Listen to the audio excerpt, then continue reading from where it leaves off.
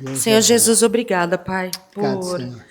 mais um dia de vida em que a gente pode se levantar, respirar, olhar para esse dia maravilhoso, Amém, Pai. Senhor. Bendito é Toda o glória, Senhor. toda honra, todo louvor sejam dados ao Louvado Teu seja o nome. teu Obrigado santo porque a gente nome. está aqui para poder aprender mais de Amém, Ti. Jesus. Usa Teu Filho, Pai, fala através dele. Em nome de Jesus, eu clamo para que o Teu Espírito nos ajude, Pai, a tanto compreender como reter aquilo que a gente aprende, muito mais do que na nossa mente, que seja Amém. retido no nosso espírito, Pai. Para que a gente seja transformado para a glória do Teu nome, Pai. Para que a gente possa cumprir nessa terra aquilo que está no Teu coração. Amém, Senhor. A gente te ama, Pai. Obrigada por essa Obrigado, Senhor. casa, por essa Louvado seja o teu família. nome, Pai de amor. Obrigada, Senhor, Santo por todo o Teu Espírito de amor e Deus. por toda a Tua graça. Em nome de Jesus. Amém. Amém. Amém, amém e amém. Bom, igreja, hoje a gente finalizamos a aula passada o livro de Jó e na sequência começa Salmos, né? Então a gente vai começar hoje, vamos abrir o livro de Salmos aí e ficar algumas aulinhas neles, né? São 150 salmos. É interessante que, assim, o livro da Bíblia que é mais citado no Novo Testamento é o livro de Salmos. Nenhum livro, né? Tem muita citação, mas nenhum é como esse, né? Muitos autores citaram e Jesus citou muitas vezes o livro de Salmos, né? Dos 150, tem citação direta de 50 livros, né? E por inferência, né? Os estudiosos falam aí que chega a ter 80. Então, olha como é citado, né? Você falar de 150 livros, ter citação direta como versículo todo, assim, 50 deles e perto de 80 por inferência, se referindo, né, a algo de Salmo, né? E a gente não sabe todos os autores, né? A gente sabe que pelo menos 70, né, a Bíblia fala que foram escritos por Davi, mas a gente vê que tem de Asaf, ou aquele dos filhos de Corá, né? Eu até trouxe já uma palavra sobre isso, né? A rebelião e tal, de Corá, e como os filhos, né, consertaram, né, a geração lá na frente. Tem Salomão, Moisés, Etã, tem vários aí, mas a maioria é de autor desconhecido, né, dos Salmos. O que é interessante também, antes da gente começar, é que a gente faz essa divisão, né, colocando por capítulo, versículo, para ficar fácil a gente achar, né? Mas isso não tem nos originais, né? Essas divisões, assim, esses subtítulos, isso é mais para ficar mais pedagógico e organizado, né? Senão, imagina, eu vou achar tal coisa, você não sabe o versículo, vai ficar lendo. Então, ajuda muito, mas não tem isso no cânon bíblico, né? Então, a divisão que os estudiosos têm desse livro é que são 5 livros, o livro de Salmos, né? Então, o primeiro livro seria do 1 ao 41, aí o segundo livro do 42 ao 72, o terceiro do 73 ao 89, o quarto do 90 ao 106 e o quinto do 107 até o 150.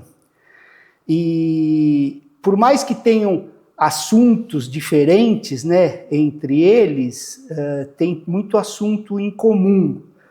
E é bem interessante que, assim, tem muitos estudiosos que fazem essa comparação dos 5 livros, né, de Salmos com o Pentateuco, 5 livros de Moisés. E é interessante, né, como tem coerência, assim, o primeiro livro de Salmo e Gênesis, né, aí o segundo com Êxodo, o terceiro com Levítico, né, o quarto com Números e o quinto com Deuteronômio. Tem toda essa semelhança. E a gente vai olhando um pouco para isso, obviamente, né, igreja, a gente não vai passar por todos os 150 salmos e ler todos, senão a gente vai ficar, né, meses só no livro de Salmos, mas a gente vai ver aqui alguns dos salmos importantes de cada sessão, e a gente vai tentar cobrir os livros 1 e 2 hoje, e os livros 3, 4 e 5 na próxima aula, ou em 2 aulas. Vamos tentar fazer em 3, né? Não foi muito convincente. O primeiro livro é do 1 ao 41, então hoje nós vamos fazer do 1 ao 41. Não precisamos ligar o cronômetro assim, sem pressão, né? Melhor a qualidade que a rapidez. Exato, né? A gente junto vai mais longe do que sozinho correndo, né? Então, o Salmo 1, ele é muito conhecido, né? A gente já teve várias palavras, estudos, a gente sempre medita nele, né? Porque ele vai falar de nossa vida se tornar próspera, no sentido bíblico, não tem nada a ver com as baboseiras de prosperidade de hoje, né? Mas no sentido bíblico, se a gente meditar na palavra de Deus, né? Esse é o tema, ele faz essa comparação do justo e do ímpio, e fala da pessoa piedosa, né? Que ela não vai caminhar no caminho, no conselho, né? Dos ímpios, mas ao mesmo tempo, ela não vai ficar sentada sem fazer nada, né? Esse salmo é legal para a gente ver isso, porque a gente vê muita pessoa piedosa evitando o mal, né? A gente vê isso, mas ao mesmo tempo a gente não vê o bem na vida delas. O fazer o bem. Então essa postura de estou evitando o mal, sabe? Estou me protegendo aqui, né? É aquela história do demônio que foi expulso, né? Então o coração está limpo. O que vai acontecer? Vai vir um demônio trazendo mais 7, né? Eu não estou enchendo de coisas, né? Eu estou só me guardando. Vamos ler esse Salmo 1, do 1 até o 3? Bem-aventurado é aquele que não anda no conselho dos ímpios, não se detém no caminho dos pecadores, nem se assenta na roda dos escarnecedores. Pelo contrário, o seu prazer está na lei do Senhor, e na sua lei medita de dia e de noite. Ele é como árvore plantada junto a uma corrente de águas, que no devido tempo dá o seu fruto, e cuja folhagem não murcha. E tudo o que ele faz será bem-sucedido. Então, o verso 1 está mostrando assim, que não basta a gente dizer, ó, eu não ando no caminho dos pecadores, eu não me sento na cadeira dos escarnecedores, eu não ando no conselho dos ímpios, né? O que a gente tem que fazer, então?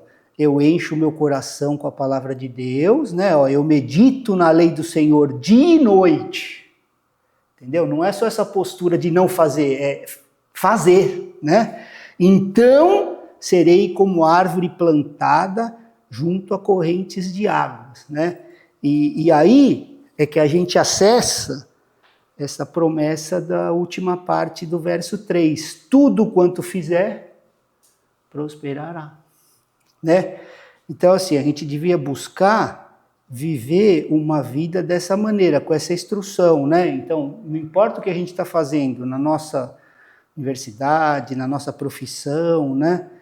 Qualquer coisa que esteja nas nossas mãos, que haja a bênção de Deus sobre as palavras da nossa boca, né? É a maneira que Deus quer que a gente vive, né? Se a gente quiser viver assim, o que Deus fica a dica para nós aqui?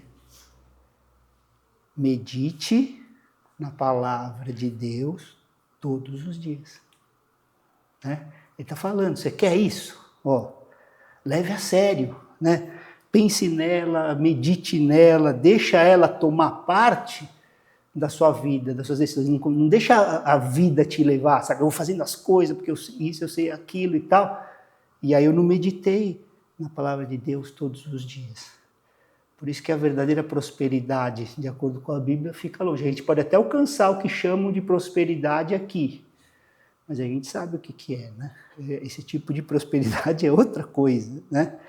Então esse salmo já começa ensinando a gente isso, né? Então não basta a gente dizer eu não ando, né? Essa postura passiva de se resguardar. Não ando, não falo com ímpio, não faço isso. Mas o que você está fazendo? E como você está fazendo? Meditando na palavra de Deus todos os dias. Aí as suas ações vão estar, né, mediante a essa instrução que está no seu coração. Aí quando ele entra no Salmo 2, né, é legal que ele começa, tem muitos aqui, a gente vai ver, salmos messiânicos, né, apontando para Cristo, né, tem muito salmo, né, e esse Salmo 2, ele é um deles, né, quando a gente lê Salmo 2, o versículo 4 até o 7.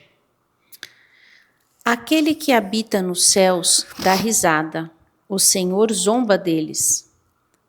Na sua ira, a seu tempo, lhes falará e no seu furor os deixará apavorados, dizendo: Eu constituí o meu rei sobre o meu santo monte, Sião.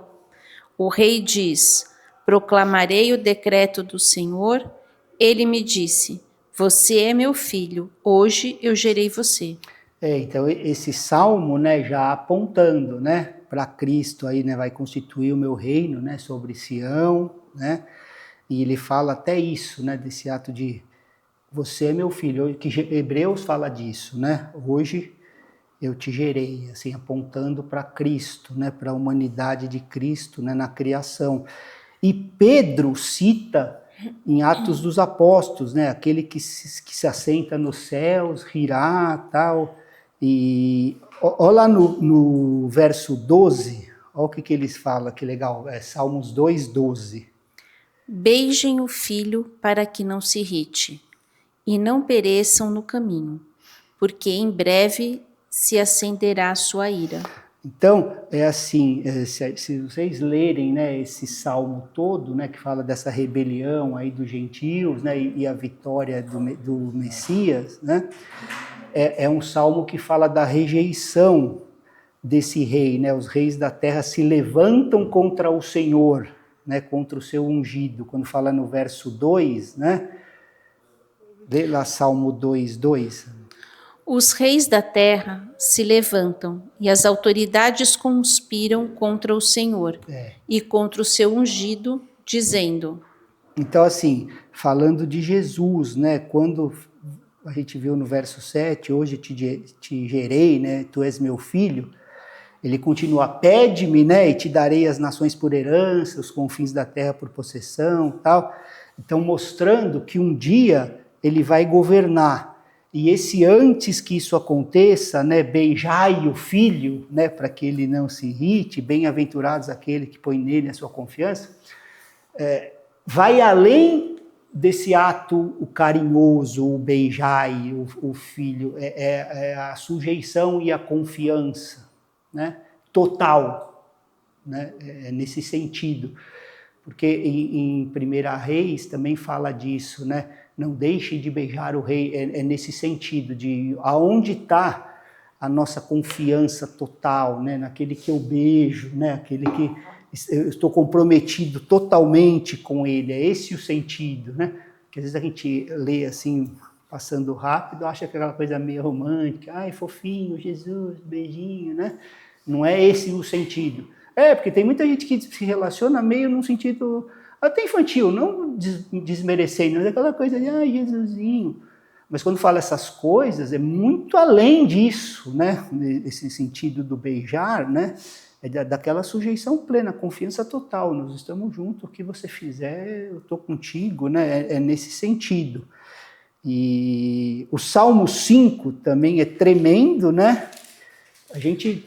aquilo que eu falei, não vamos ficar lendo todos, até aconselho, né, a meditar, assim, quando a gente está no livro, meditarem no livro durante a semana, né, lerem uma porção das Escrituras.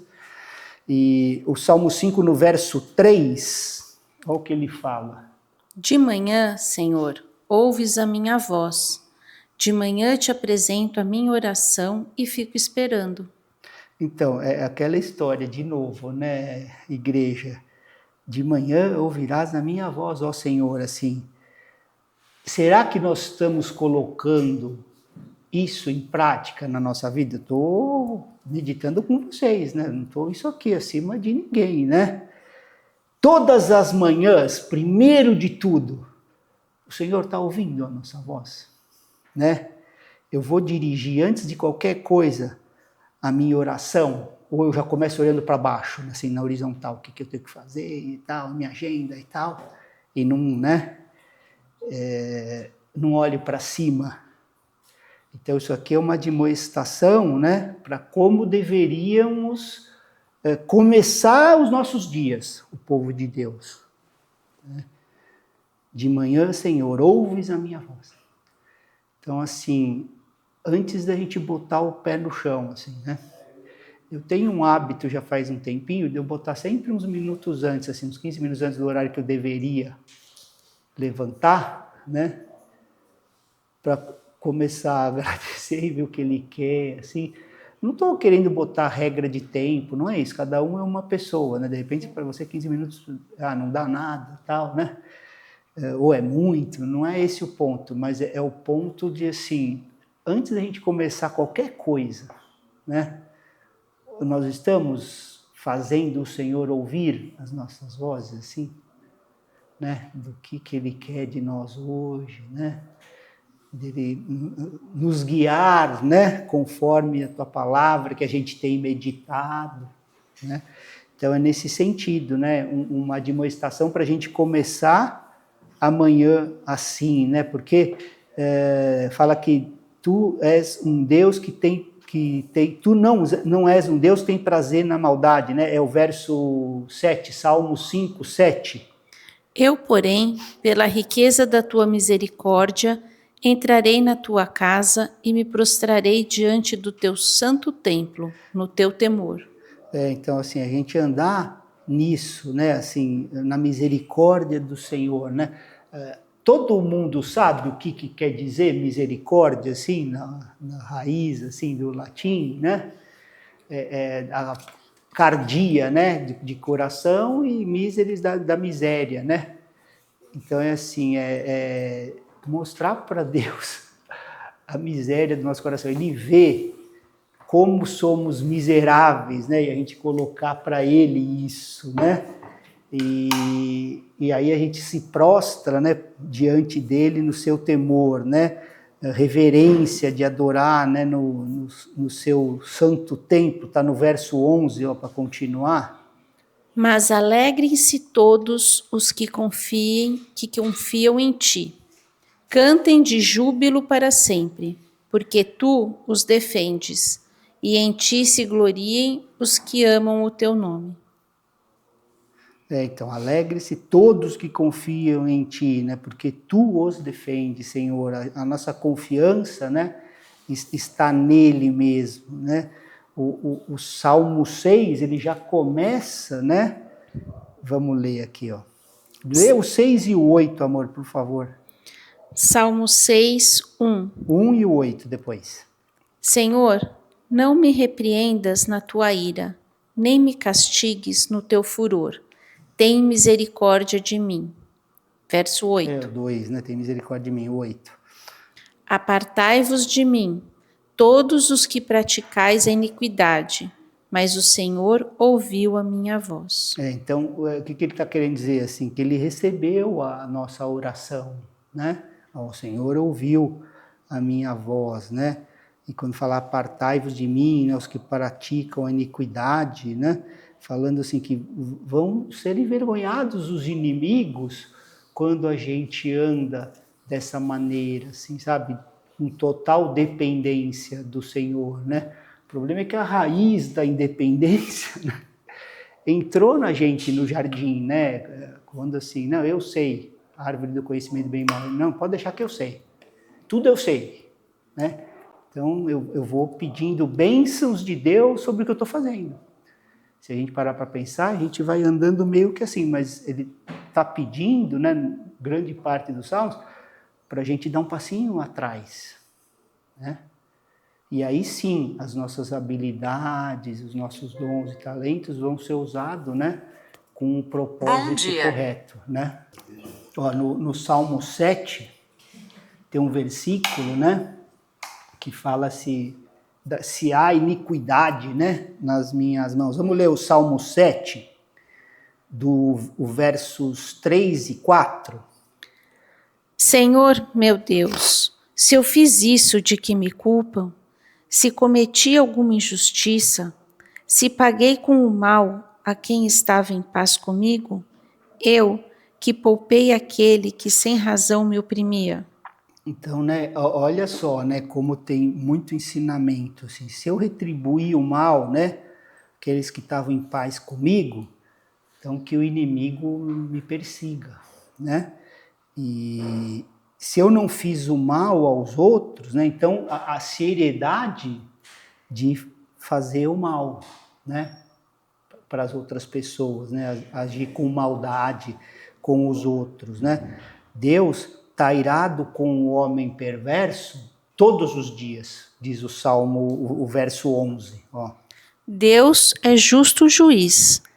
Deus que sente indignação todos os dias. Então, a gente sabe que o homem perverso, né, vai estar sob a ira de Deus todos os dias. Olha como é sério, né? Que aqui fala, ó, Deus sente indignação todos os dias, porque ele é o justo juiz. Então, aquele que não anda em justiça, né, fazendo mal, como a gente leu lá nos versos 3 e 4, vai ter Deus indignado com ele, todo dia. Né? O Salmo 8 é outro messiânico, né? Tem muito salmo messiânico aqui, a gente vai ver. Um a gente vai ler até inteiro, que eu acho bem relevante, né? O verso 4 do Salmo 8, olha o que ele fala. Que é o homem para que dele te lembres? E o filho do homem para que o visites? Então, ó, que é o homem para que te lembres, né? Isso também é citado lá em Hebreus. E aí ele entra no verso 5, Salmo 8, versículo 5.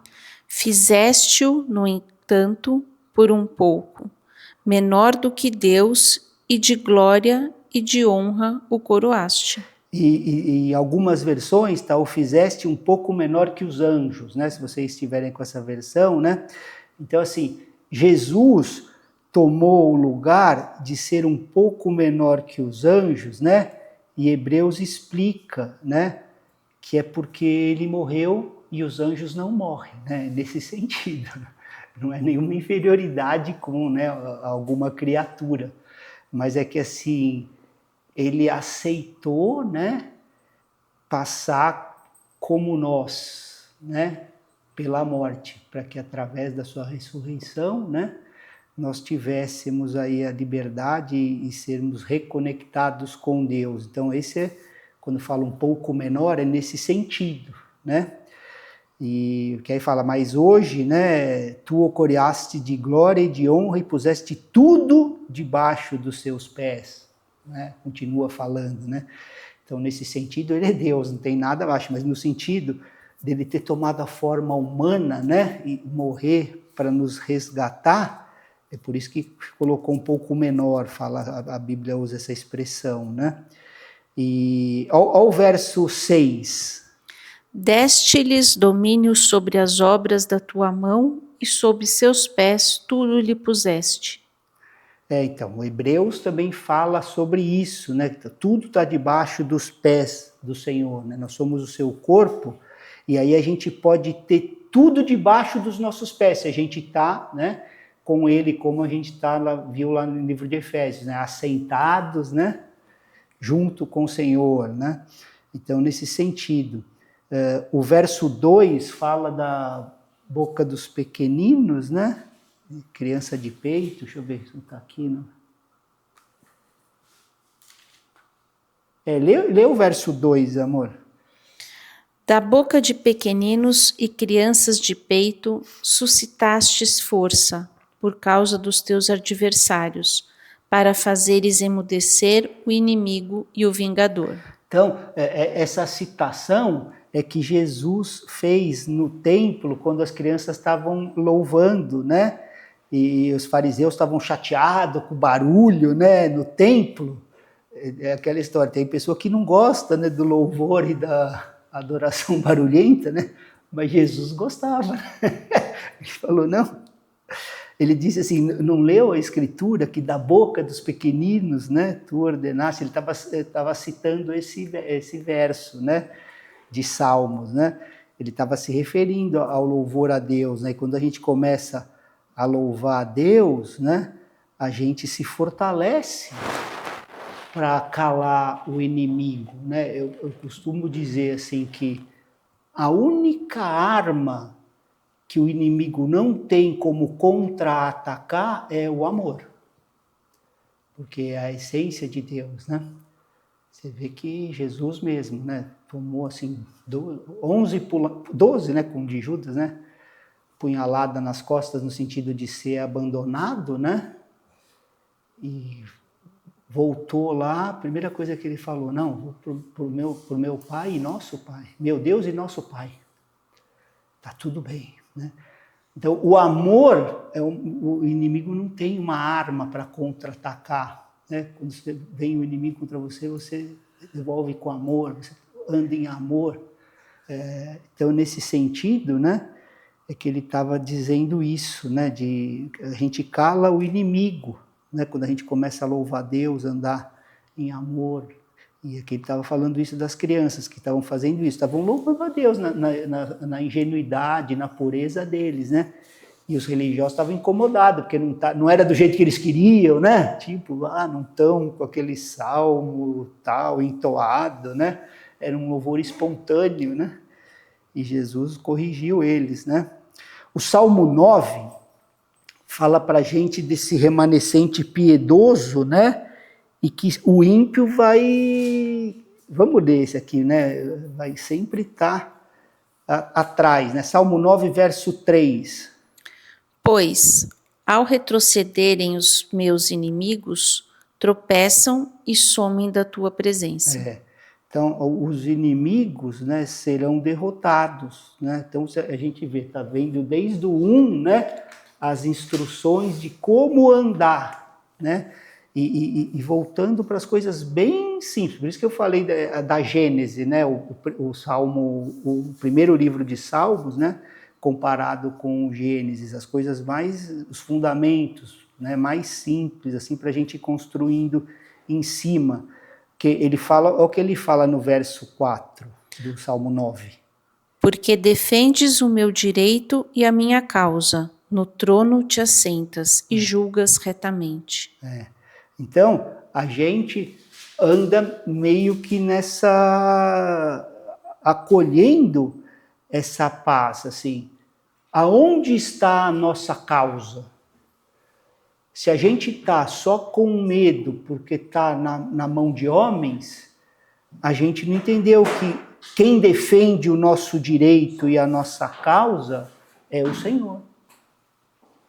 Então, mesmo que as coisas pareçam, né, no olhar humano, na horizontal, a gente entende que quem defende o meu direito e a minha causa está assentado lá e julga retamente, ou melhor, a justiça vai prevalecer do Senhor, né?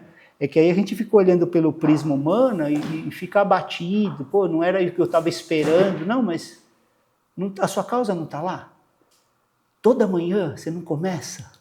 É tudo uma sequência de como viver, né, o povo de Deus, ele está falando, né? O verso 9 do Salmo 9... O Senhor é também alto refúgio para o oprimido, refúgio nas horas de angústia. E aí a gente está angustiado, né? A gente está oprimido. Para onde a gente tem que ir? Se Ele, né, é o nosso refúgio, aí a gente vai, né, na psicologia, não sei o que e tal, né? E o Senhor é também alto refúgio. Estou angustiado, estou oprimido. Ele ensinou, o que temos que fazer? Vamos ao Senhor, né? E aqui tem também uma imagem da ressurreição, né? No verso 13, assim, ao final dele. Vamos ler o verso 13 do Salmo 9?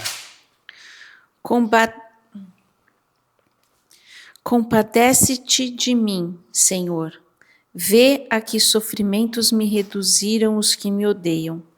Tu que me levantas das portas da morte. Então também, né, uma profecia da ressurreição, né? Onde está a morte e o teu aguilhão, né? Cadê o poder da morte no povo de Deus?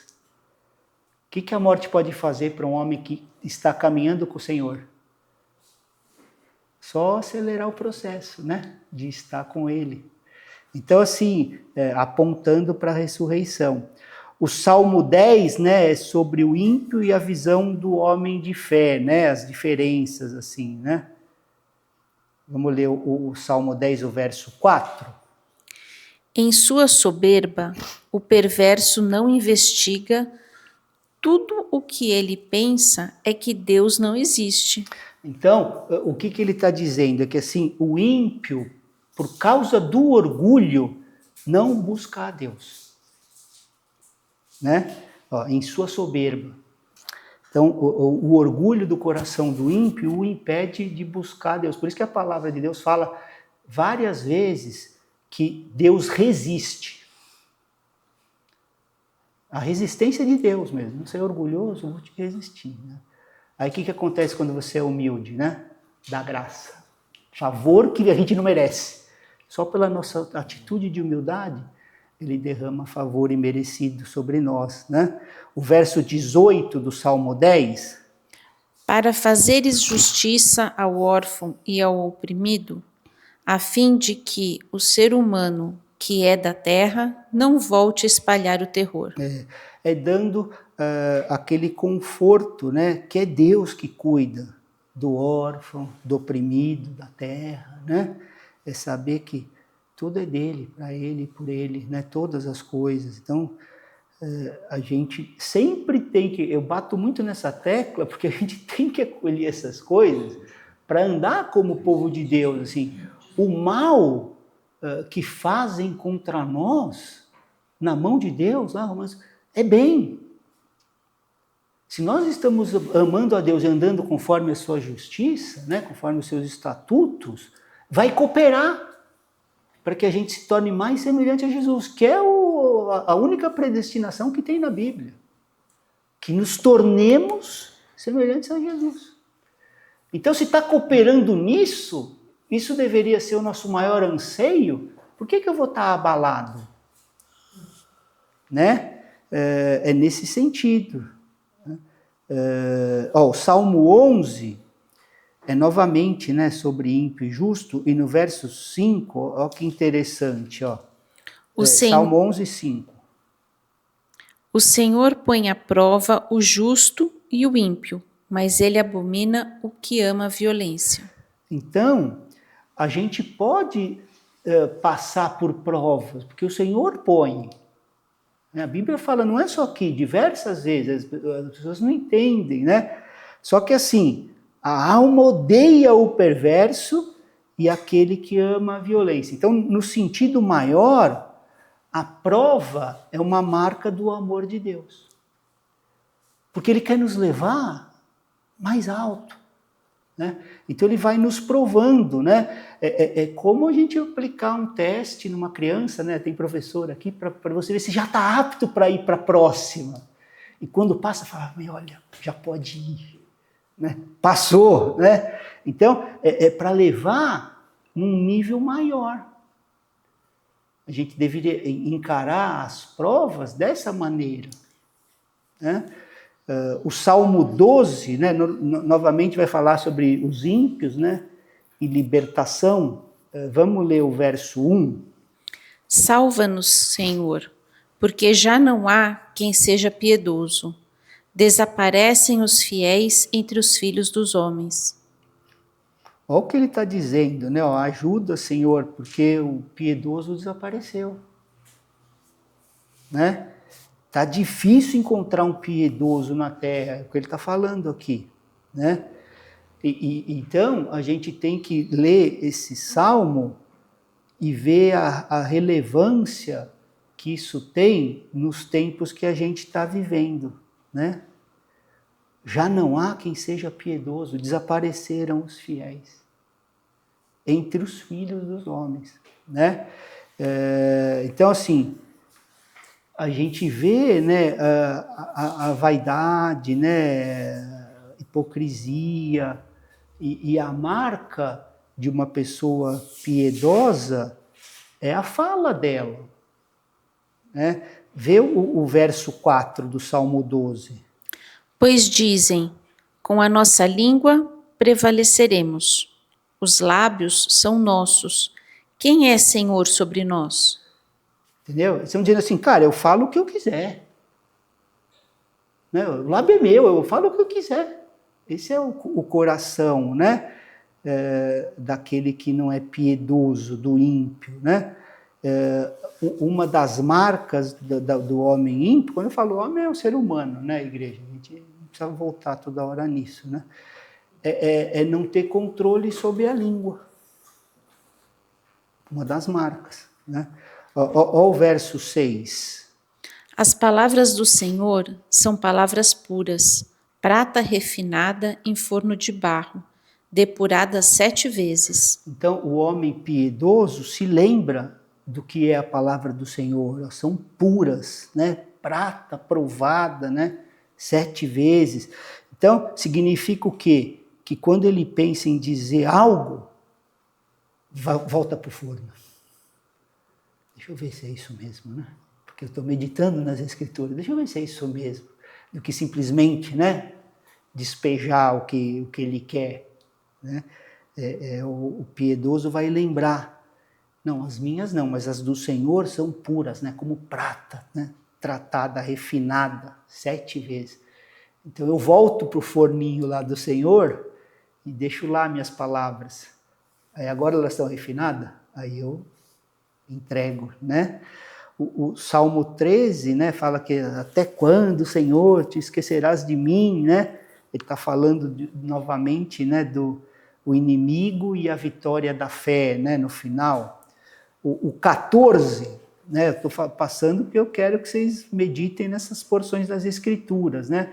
O 14:1, olha o que ele diz.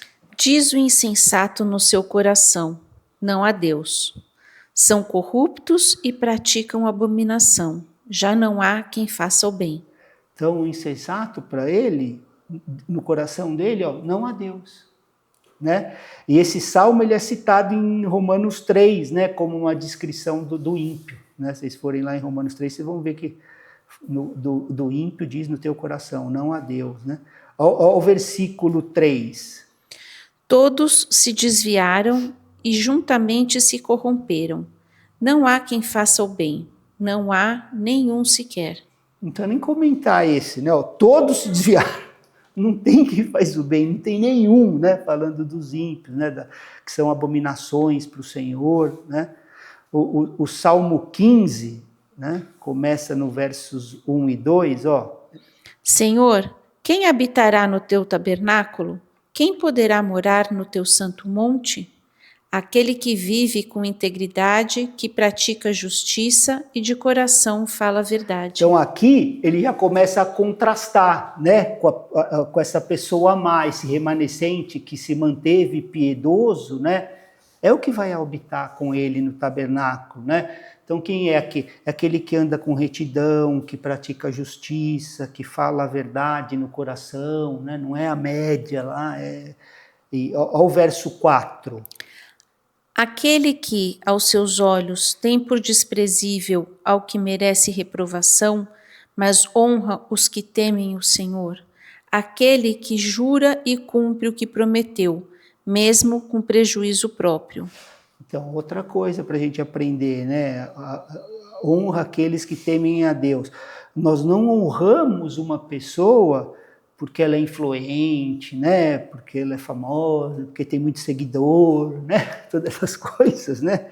Porque ela é relevante no mundo corporativo. A gente honra uma pessoa porque ela teme a Deus, é pelo temor a Deus. Olha como o mundo é o reino ao contrário, né?